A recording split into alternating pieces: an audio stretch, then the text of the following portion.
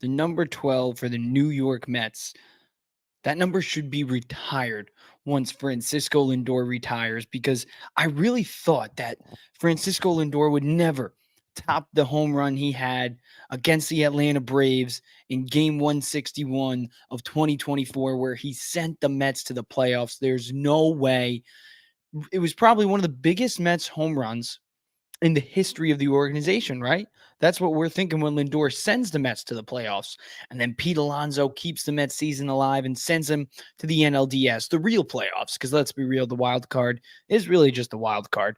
The real playoffs are the top four from each league. And the Mets got to the real playoffs this year, so you got to give them credit for that.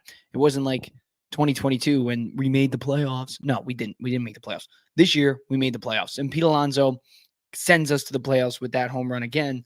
So, at that point, you're thinking that's got to be the biggest home run in Mets history, maybe even. It's definitely one of the biggest.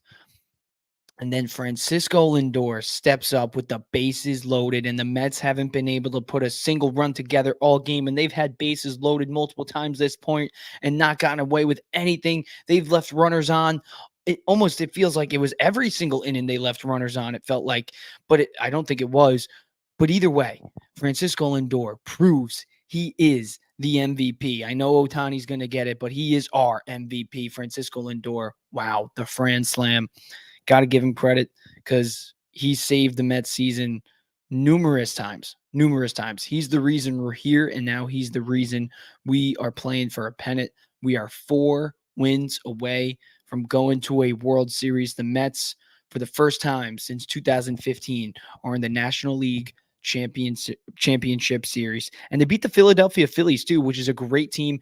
And to add to that, they did it in 4 games. They didn't need 5.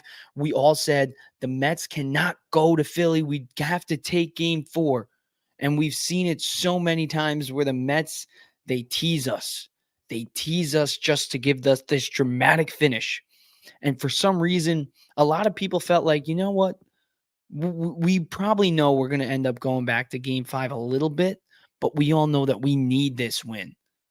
And in the past, I'd say I feel not confident that the Mets will get this win, and they're going to get to a game 5 against Zach Wheeler and the Philadelphia Phillies. And I had a hard time believing that if the Mets lost this game, I had a hard time seeing the Mets win game 5, because we didn't even really beat Zach Wheeler, and we escaped the Zach Wheeler great performance and still won. I don't see that happening twice. So this win was huge. It was huge. Bringing in David Peterson at that time, once he was brought into the game, it was a must win, because that means if we lose this game 5, Kodai Senga, and then who?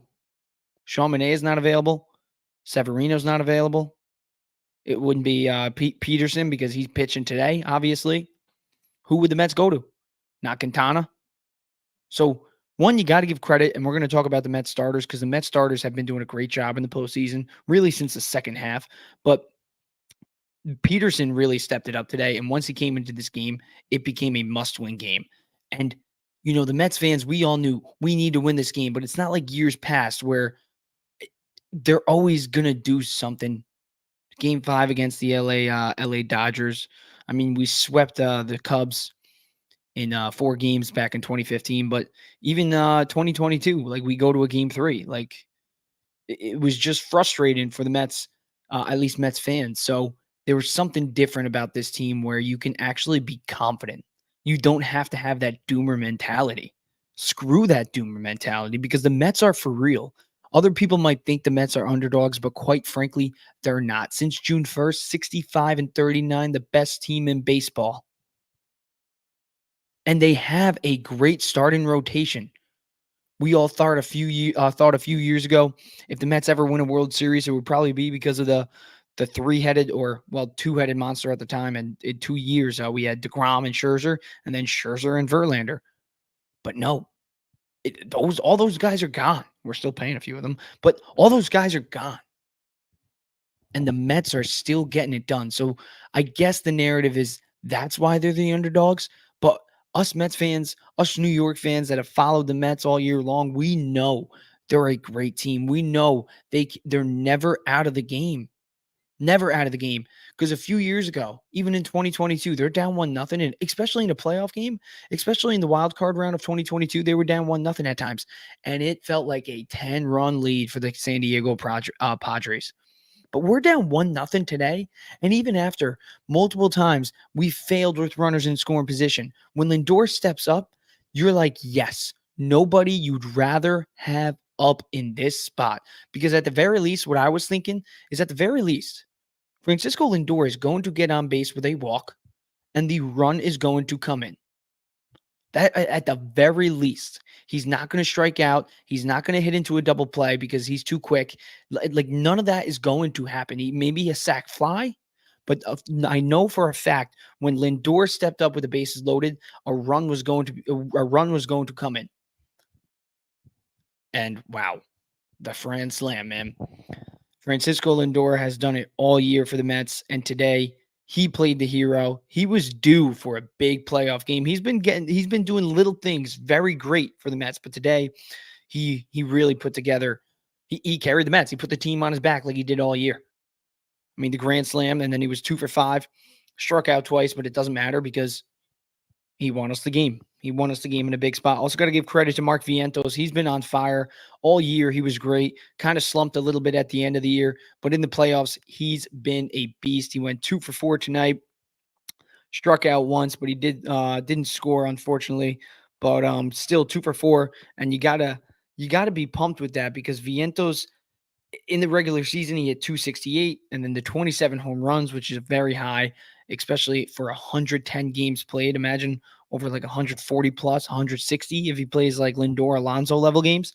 But in the playoffs so far, going into today, he was hitting 417 with a 440 on base percentage. Let's actually go over his current postseason numbers.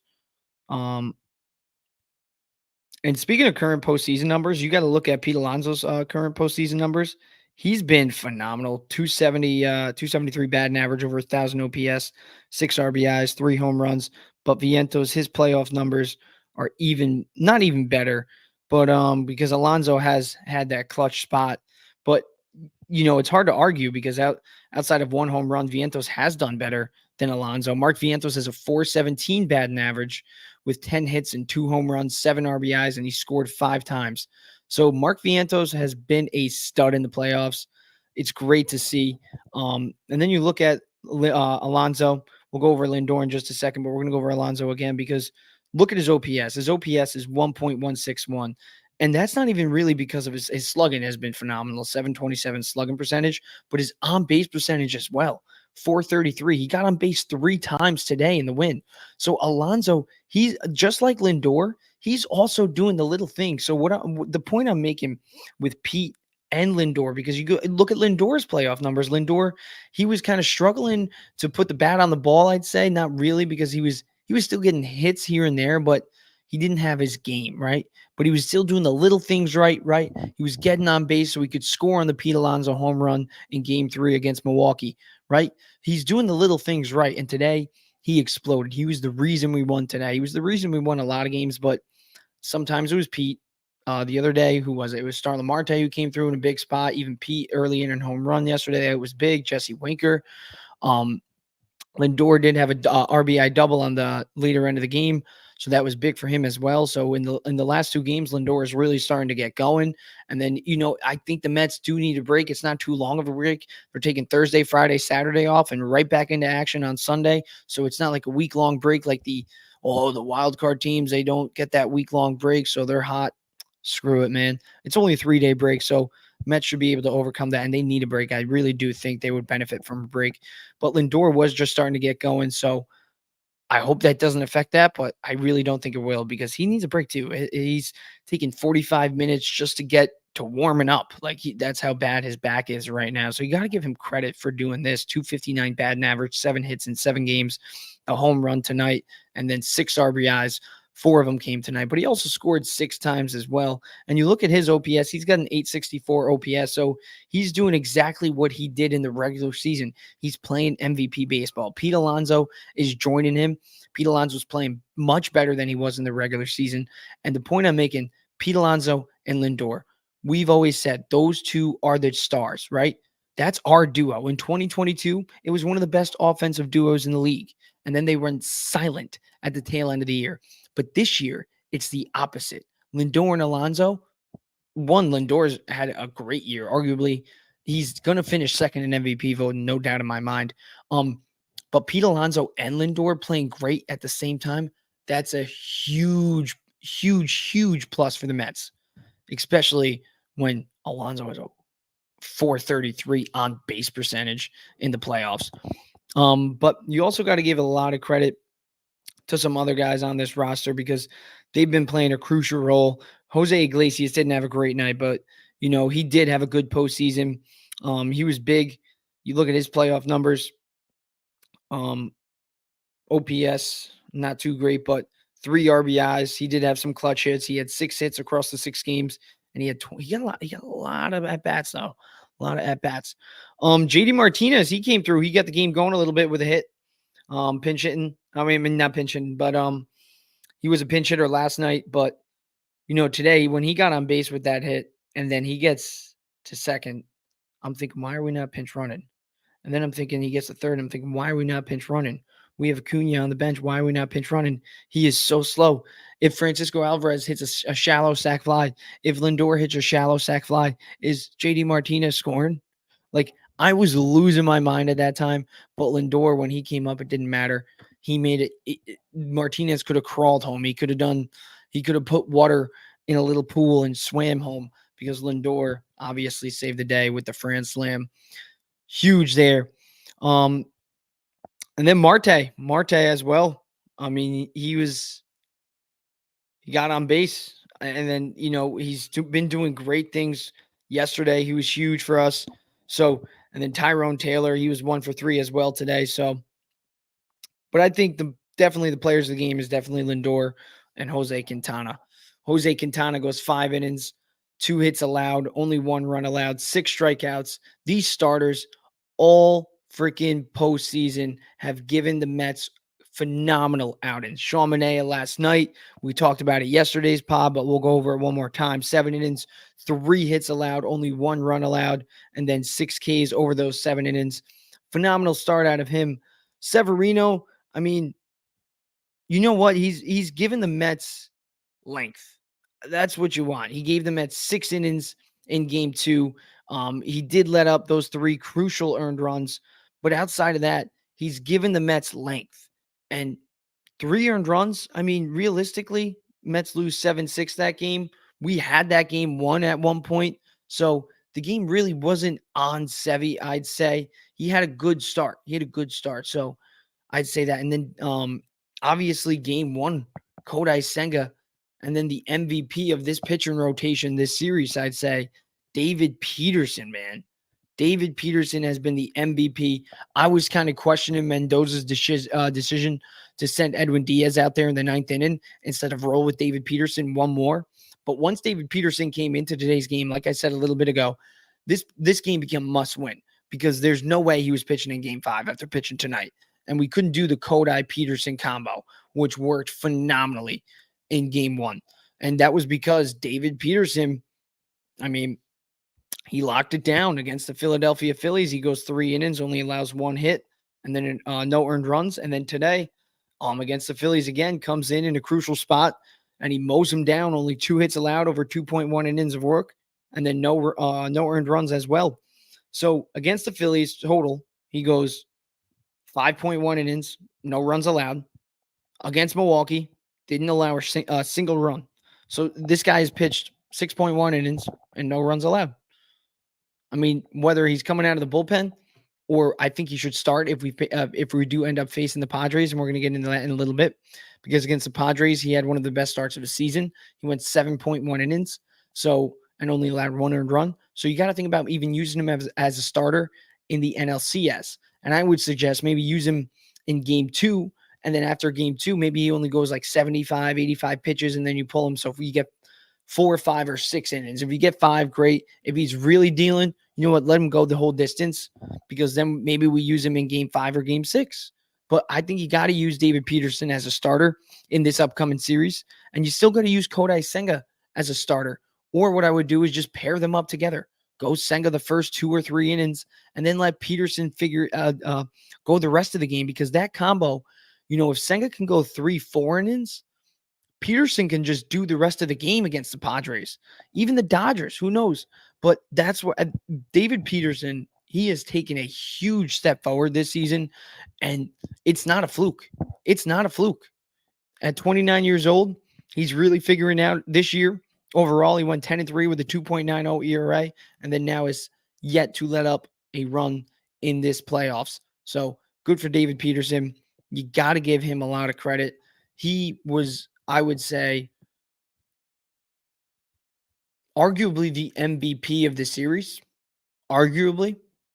Definitely pitching wise, the best pitcher of the series, I'd say. Manea, you can make a case for him because he dominated last night. But David Peterson, man, in crucial spots, coming in, keeping it a tight ball game, giving the Mets a chance to win, giving the Mets the chance to win late. So good for him, man, not letting the game up. But then hitting wise, I'd say Pete Alonso is definitely in consideration for MVP of the series. And then probably Francisco Lindor. And the reason being, you look at Vientos' numbers, they're great this series as well. You can make a case for him. But I would say it's got to be Pete or Lindor. I give them co-MVPs because, one, Lindor, the little things, even before today, I know it's hard. Some people would be like, oh, you can't give him an MVP of the series off one game. But at the same time, even before today, he was doing the little things right. He gave the Mets that extra cushion last night. I know it gave a lot of you guys a confidence boost late innings. So you got to give him credit there. The defense that he's been playing, even in game one, getting on base early. So Lindor, even before tonight, has been doing little things right. And then today goes off 2 for 5. The home run, obviously, the grand slam, the friend slam was huge, huge. And then, like I said before, nobody else I'd rather have up on that spot because at the very least, he was getting on base, working the count, getting the walk, getting the sac fly. He was going to get that runner from third home. That's all I knew was definitely going to happen. And then he shocked all of it. I know there was definitely probably like 55% of people, Mets fans at least, saying this guy's going to hit a grand slam. And the other 45% was probably like, he's getting this running. And I was that 45%, I'd say. But man, he really did it there. And then Pete Alonso, obviously yesterday, he went big, and then he was on base 3 times today. So Pete Alonso also, I would say, co-MVP with Francisco Lindor this series. And then the pitching MVP, I would also go co-MVPs. I hate doing co-MVPs, but I really can't tell who was more important in this series. Was it David Peterson or was it Sean Manaea? Let me know in the comments. Who do you guys think? If you guys had to vote between Mark Vientos, Pete Alonso, and Francisco Lindor as the offensive MVP, who would you choose? And if you had to choose between the pitching MVP, is it David Peterson or is it Sean Manaea? Drop in the comments. Speaking of pitching, Edwin Diaz, he was rattled. He was a little rattled when he came out there in the 9th. Walks those first 2 batters. Jeremy Hefner comes out, meets with him. And then he goes out there and dominates. Finishes the game strong. Allows a hit, allows a walk. Strikes a batter out. Then he's back on track. So you got to give credit to Edwin Diaz. He did his thing out there. Or actually, how many strikeouts did he have? 2 Ks. Yeah, 2 Ks. 2 walks, 2 Ks. So you got to give credit to Edwin Diaz, man. Phillies lineup, they're big guys. I mean, Bryce Harper, he was silent. He was silent this series. Let's take a look at his numbers. Oh, he did have a hit every game, but let's look at his RBI totals. 3 RBIs in 4 games, and 2 of them came in the win. So I would say we did pretty good against Bryce Harper. And then even Kyle Schwarber, outside of game 1, he sucked. Kyle Schwarber didn't have a single hit after game 1. So yeah, screw Kyle Schwarber. Nick Castellanos, he had a great game today. He was scaring me today. He was really good all series, actually. This postseason, he dominated going into today. He had a 742 OPS. I mean, going into today in the postseason, he had a 385 batting average, OPS of,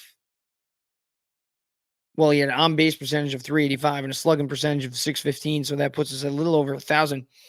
So Castellanos was not a guy to mess around with this series. But Trey Turner, we controlled him a little bit this series. He didn't really do too much in this game, either in game one as well. Game one and game four, he was silent. 0 for 4 in game one, and then 0 for 4 in game five.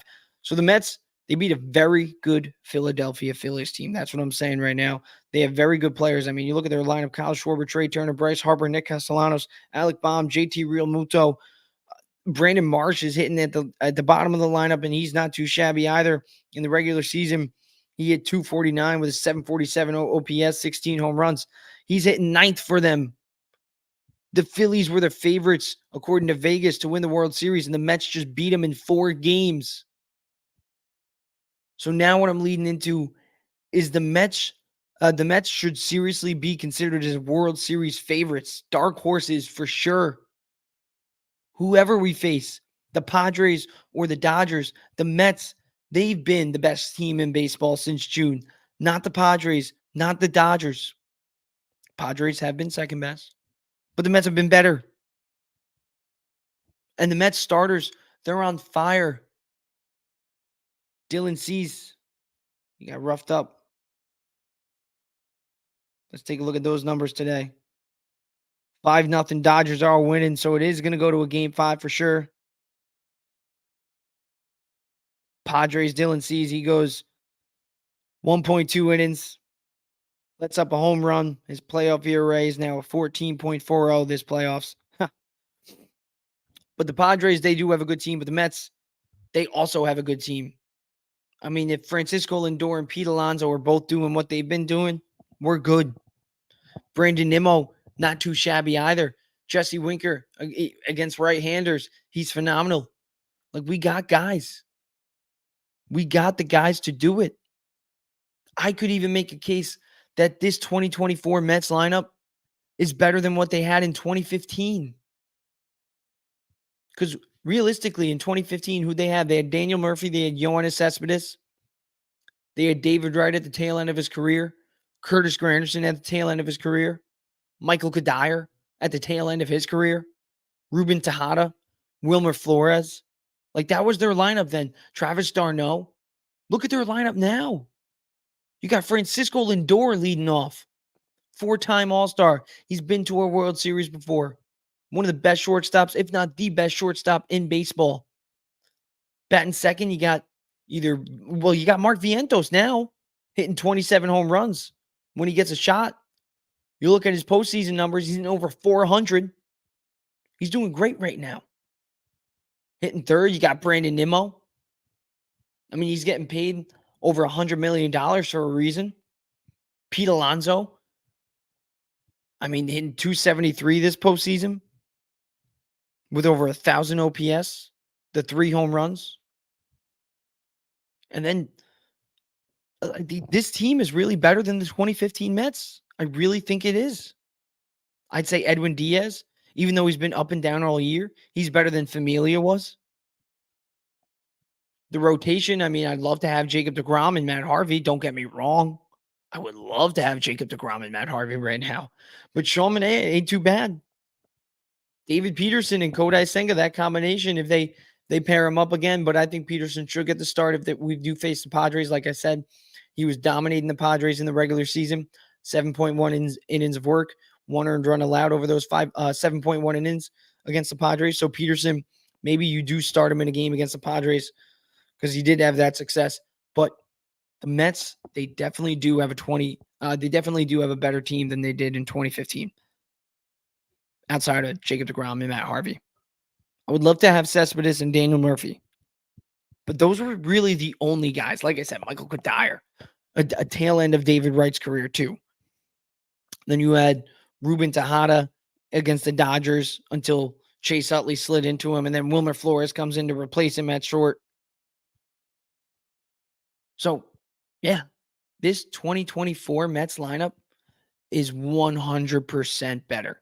You got Lindor, You got Vientos, Nimmo. You got Francisco Alvarez batting ninth.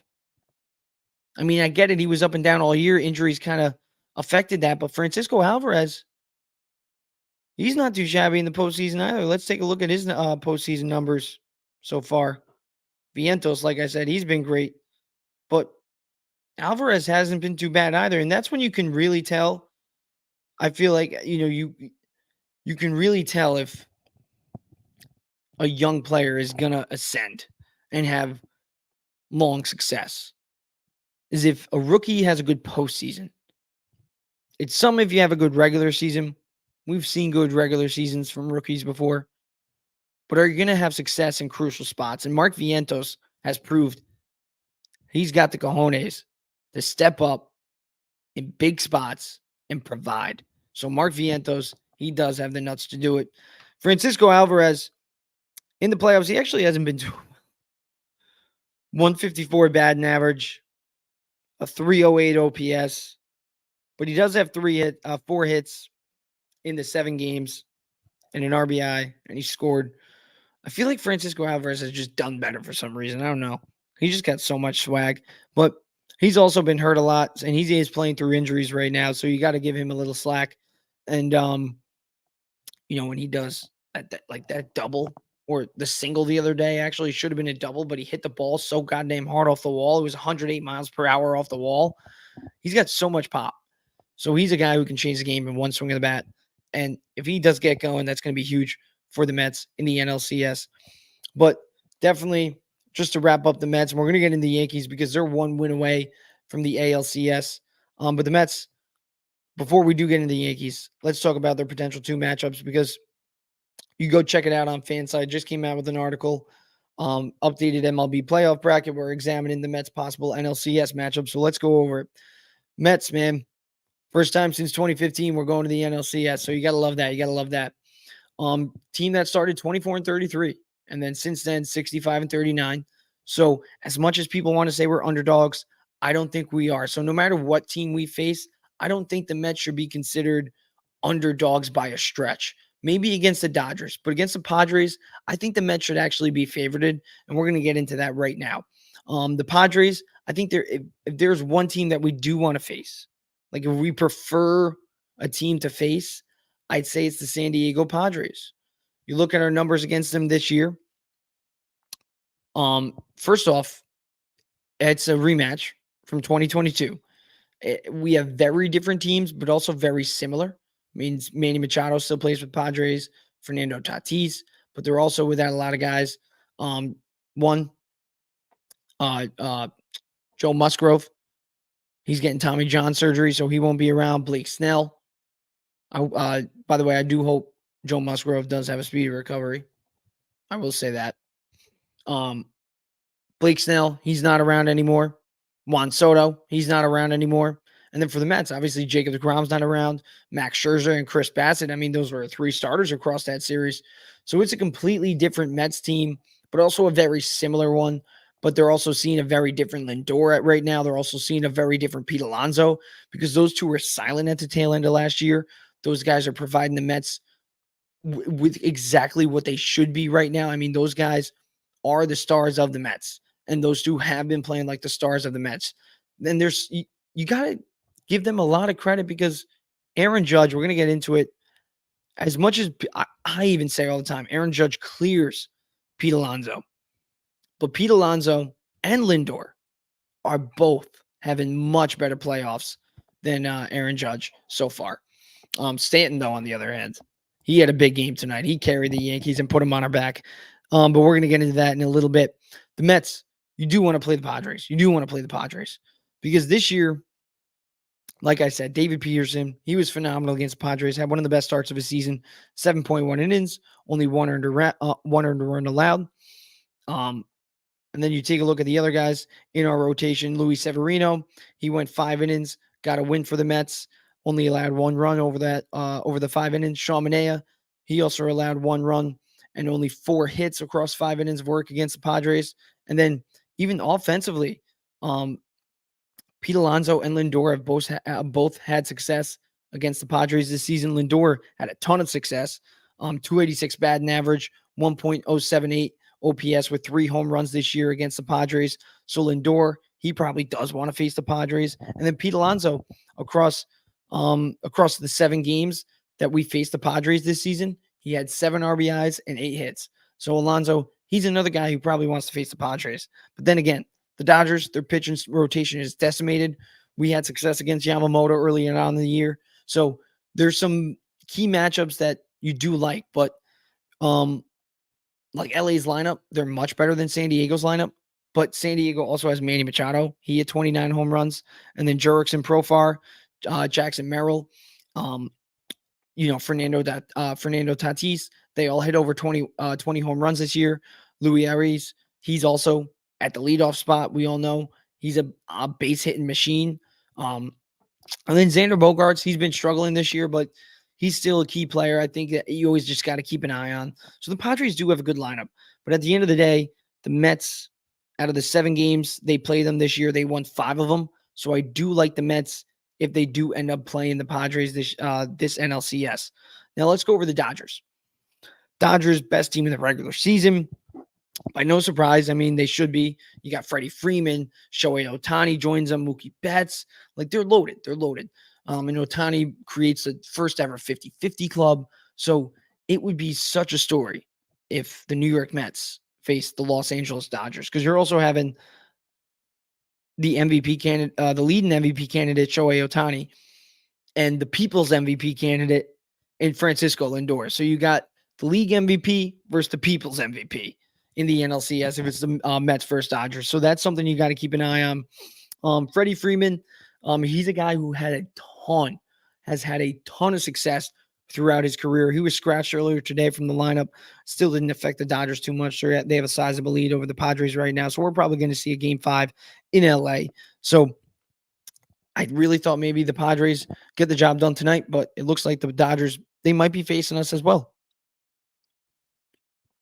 So Freeman, though, he loves playing the Mets. He's played over 200 games against the Mets throughout his long career, and the former MVP has a .303 lifetime batting average against the Mets. He has 31 home runs across his career and 129 RBIs off the Mets. So he's a guy who loves to play the Mets. And Ohtani, he's played 10 games throughout his career against the Mets. He's also a guy who's had a lot of success. .361 batting average, 1.288 OPS against the Mets throughout his career. And then Mookie Betts has a .290 career batting average against the Mets with an .820 OPS. So do we necessarily want to play the Dodgers over the Padres? I'd say no. I'd much rather face the Padres. But then again, I am okay with facing the Dodgers. But at the same time, we got to think about it. I'm a numbers guy. We did go 2-5 against the Dodgers. I mean, we only won 2 games. We went 2-4 against the Dodgers in the season series. Played 6 games against them. So we took 5 out of 7 from the Padres, 2 out of 6 to the Dodgers. You definitely want to play the Padres for sure. But at the same time, there's one guy who I always go to for takes sometimes, and it's Pops. And here's what Pops had to say. He said, if the Padres beat the Dodgers, they'll be coming off the same underdog high that the Mets are feeling right now. I'd rather play the Dodgers. The Dodgers assume that they will win. The Mets want to win. So that is something that we always have to keep in the back of our heads. Although the numbers suggest that we want to play the Padres, what does our mind and heart say? Because if the Padres are coming off that underdog high that we're coming off of, because just like us, since June 1st, they are the second hottest team in baseball, right behind us. So we have very, very similar seasons right now. Both wildcard teams, both trying to get past teams, both playing teams in the divisional round that actually won their own division. So who's really the division winner? If the Padres beat the Dodgers in the divisional round, and the Mets, who's really the divisional winner if we beat the Phillies in the divisional round? I know they really won the NL East, but at the end of the day, we had a better season than the Phillies. So who do you want to face? Do you want to face the Dodgers? Or do you want to face the Padres? Numbers suggest Padres.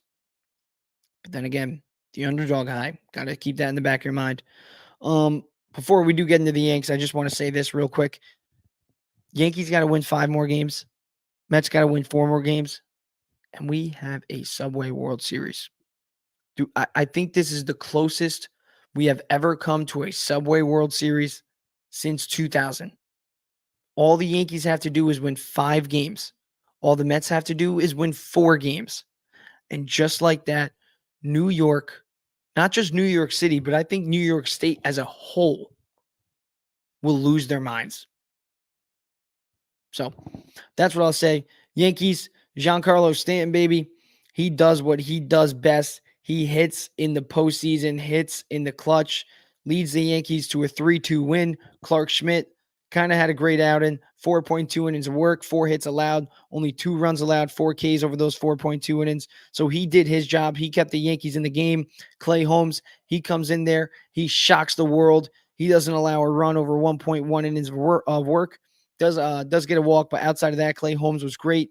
Tommy Canley, he was also great. 1.1 innings, he was great. And then Luke Weaver, I mean, since he's taken over the closer role, he's been great. Goes 1.2 innings, so he goes and more than he usually does in the regular season. And he was great, man. Only allows 2 hits, doesn't allow a run, and still, this Yankees bullpen has proved people wrong in the playoffs. This Yankees bullpen has actually been an advantage for them. Clay Holmes, if he's pitching like this, that's an advantage for the Yankees. Luke Weaver, we know he can pitch great. Tommy Canley, we know he can pitch great. If you have Clay Holmes, Tommy Canley, Luke Weaver, that's huge. That's huge. Clark Schmidt did what he needed to do. He did exactly what he needed to do. Now, hopefully, you get one more win, and then you get Garrett Cole in Game 1 of the ALCS, and then that bullpen can get some rest, because we all know the Yankees rotation outside of Garrett Cole, you don't really trust anybody, really anybody. Clark Schmidt, you definitely got to trust him a little bit more tonight. Is he going to go out there and dominate? I don't think so, but he's going to go out there and give you at the very least this. So Clark Schmidt, he did his job. Giancarlo Stanton, definitely the MVP of the game. He goes 3 for 5, clutch home run, 2 RBIs on the night.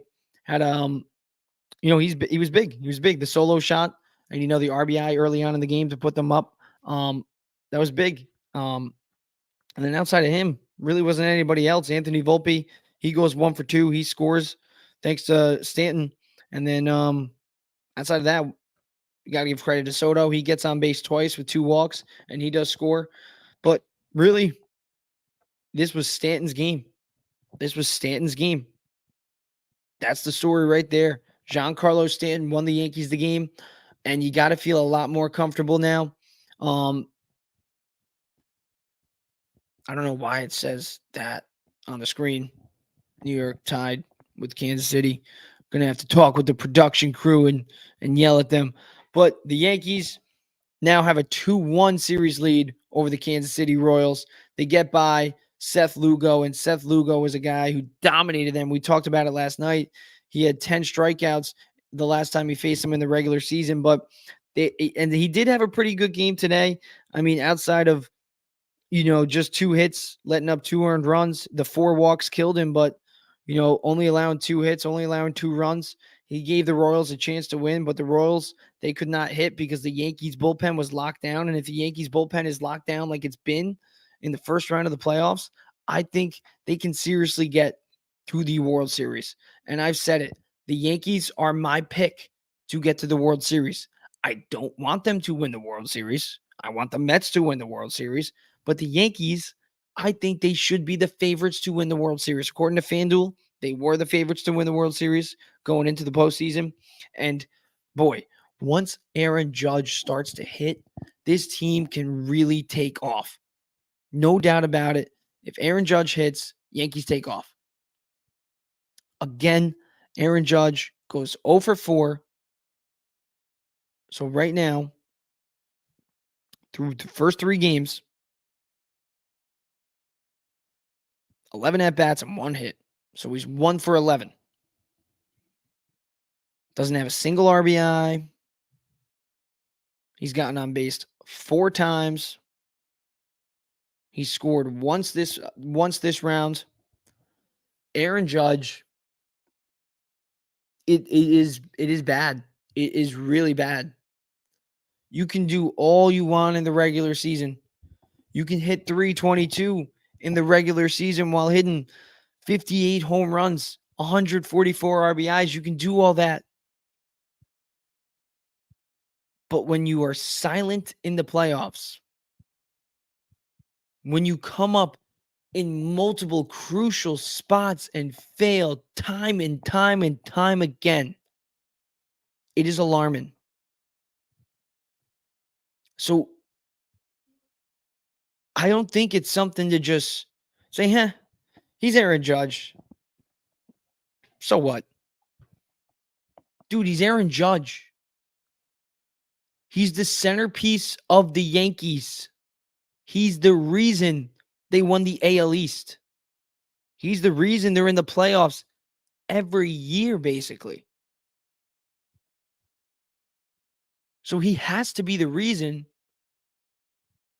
the Yankees get to or win a World Series, because he's the reason they're going for it. He's the reason Juan Soto was brought here. He's the reason they brought Garrett Cole here. Aaron Judge is a generational talent. No doubt about it. Probably, I say it all the time, he's the best hitter in the sport. But when you're silent in the playoffs, when you're 1 for 11, when you don't have an RBI, that's not good. That's bad. You got to hit the panic button. So, definitely got to keep an eye on it. He's got one more chance tomorrow. There's not a lot of pressure on the Yankees playing in Kansas City again. Worst comes to worst, you go back to the Bronx. We all know the Bronx is going to be rocking. Yankee Stadium, Citi Field, very loud. Yankee Stadium, also very loud. It's so hard to say who has the louder stadium. My bias is definitely going to say Citi Field, especially these past few games. Lindor's grand slam. If you want to see a video, a great fan video, go on Shay and Sons, host of it, Keith, his Twitter account, man, or X account, I should say. He has a video with his brother, man, celebrating the Lindor home run. Great video, great video.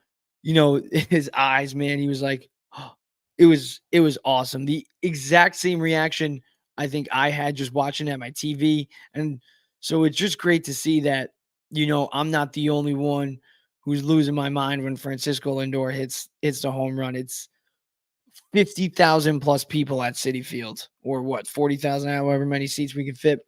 So it's great to see Citi Field rocking, but Yankee Stadium, you also got to give them credit, man. Yankee Stadium is also very loud. It is very loud.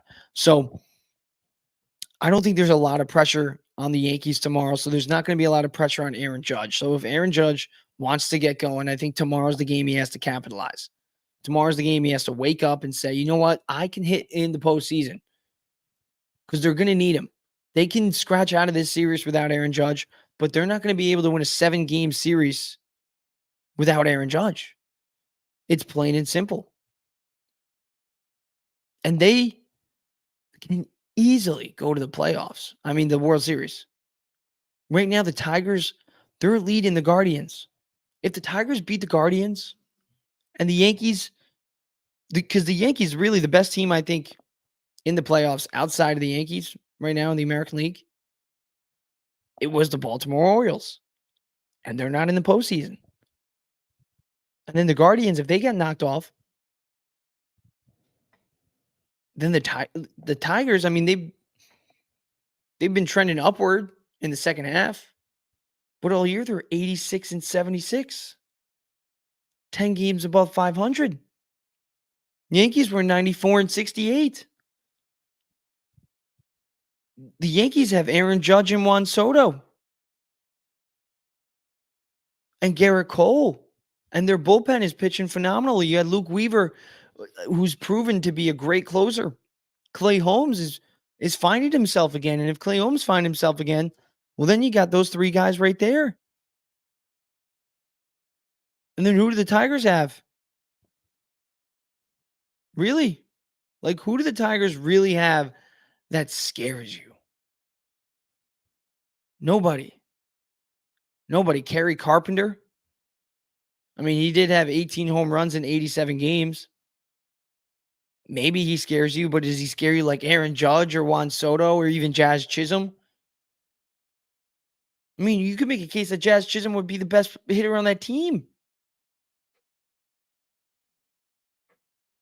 I mean, you look at the team stats for the Tigers all year.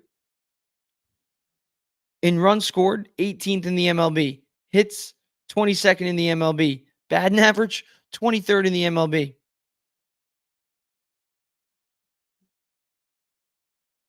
They do hit a lot of home runs. No, they don't. 162 home runs, which is 24th in the MLB. They don't allow a lot of home runs. They let up 159, which is the fourth least in the MLB. And their rotation has actually been pretty good.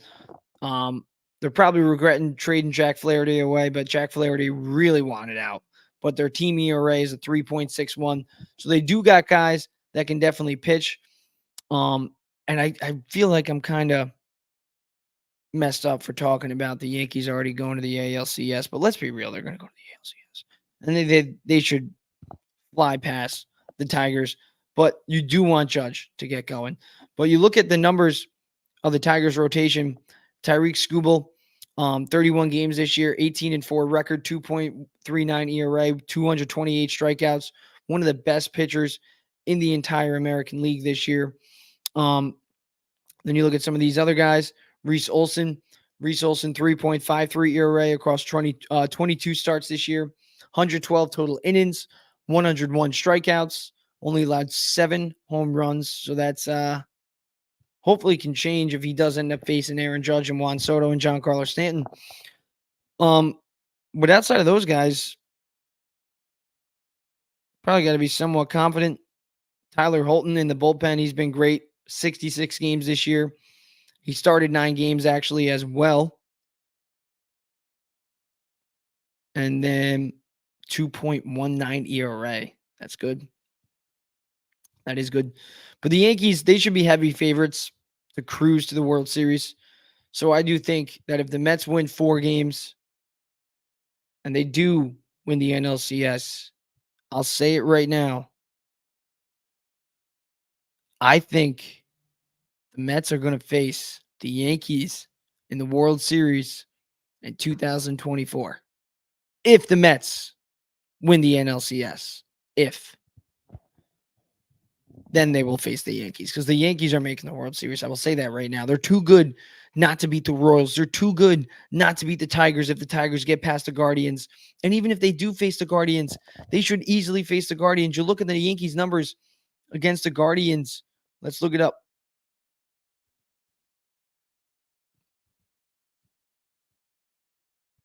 And then we'll look up some of the specific players too as well.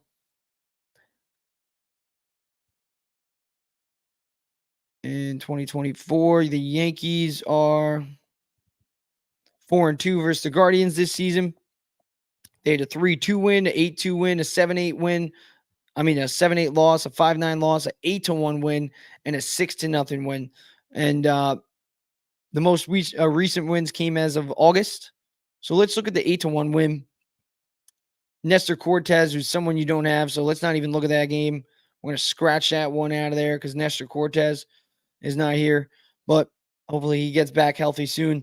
Aaron Judge, though, he had success in a 6-0 win. Gleyber Torres also, too. Aaron Judge went 1 for 3 that game. Went 1 for 3 with a home run. Gleyber Torres also going 1 for 3. He didn't hit a home run, but he did go 1 for 3. Juan Soto didn't play that day. Stanton also went 1 for 3 as well. Austin Wells went 1 for 3. So those guys have had success against the Guardians. So you're not scared. No matter what, the Yankees shouldn't be scared. The Yankees should be in the World Series in a few weeks. Simple as that. If they're not, it's disappointing. The Yankees have one of the easiest paths to the World Series right now. The Kansas City Royals job should be finished tomorrow. And if they have to go back to New York, big whoop. Bronx is going to be rocking. The Yankees fans will riot if they lose to the Royals. And then if they face the Tigers, whew, you love that. You love that. And if you face the Guardians, I mean, you went 4-2 against them. Judge, he's had success against them. Stanton's had success against them. Bring it on. The Yankees have the easiest path. They have one of the easiest paths they've had to the World Series in a long time. There's no Houston Astros in the way. There's no Baltimore Orioles in the way. There's nobody in the way. Not even the Rangers. We all thought the Rangers were going to do something this year. They didn't even make the playoffs. The Yankees have a cakewalk to the World Series right now. They got to capitalize. They have to take advantage on it. And it starts with Aaron Judge. Because if he goes off this postseason, Yankees have a very good matchup the rest of the way. And then come the World Series, they're going to need Aaron Judge. Because if they face the Mets, it's no joke. And if they face the Padres or the Phillies, they're no joke either. The jokes are in the American League right now. They should kill the Guardians. They should kill the Royals. They should kill the Tigers. Not literally, but figuratively in baseball. But Yankees got a cakewalk to the playoffs. Need Aaron Judge, though. Shout out to Stanton. Shout out to Lindor. Those two guys picked it up, won both their teams the games. Mets, they're going to the NLCS, and the Yankees are one win away from the ALCS. So, with that said, hopefully I see you tomorrow with a live reaction video again of the Yankees clinching the ALCS spot. And then the Yankees and the Mets. It will be the closest we've been to a Subway World Series since 2000 if the Yankees win tomorrow. Think about that. We're very close. It's very possible. And the Yankees should easily make the World Series. And the Mets, they're the hottest team in baseball. So who knows what's going to happen in a few weeks. This podcast, this city, this state, this country, the world will be rocking because we are right there. Right there. Could the Mets right the ship? They have an opportunity to. They just got to win 4 games. And I seriously think we have the Subway World Series round 2. All right, that's it for today's show. Let's go Mets this Sunday. Yankees, I'll support you. I hate the Royals still from 2015. So let's go Yankees tomorrow. All right, I'll see you guys tomorrow night, hopefully. If Yankees lose, probably won't go live. Probably just going to wait it off till Saturday. And then, of course, we'll preview the Mets game first. Who knows, the Padres or the Dodgers on Saturday as well. So see you probably Saturday, or I'll see you Thursday. Deuces.